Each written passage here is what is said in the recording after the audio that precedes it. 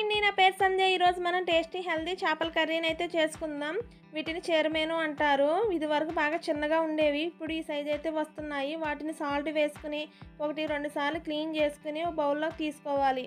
తర్వాత బండి పెట్టి ఆయిల్ వేసుకుని హీట్ చేసుకోవాలి. హీట్ అయిన ఆయిల్లో ఆనియన్ పేస్టు, పచ్చిమిర్చి, పసుపు వేసుకుని ఫ్రై చేసుకోవాలి. బాగా ఫ్రై అయిన తర్వాత అల్లం వెల్లిపాయ పేస్ట్ని కూడా వేసుకుని ఫ్రై చేసుకోవాలి. గోల్డెన్ బ్రౌన్ కలర్ వచ్చే వరకు ఫ్రై చేసుకోవాలి. వాటిలో తగినంత ఉప్పు, కారం, ధనియాలు, జీలకర్ర, లవంగాలు మిక్సీ పట్టుకున్న పౌడర్ని వేసుకుని మరొక్కసారి కలుపుకోవాలి. బాగా కలిసిన తర్వాత ముందుగా క్లీన్ చేసి పెట్టుకున్న చేపలను కూడా వేసుకోవాలి. వేసుకుని చూపిస్తున్న విధంగా నిదానంగా కలుపుకోవాలి.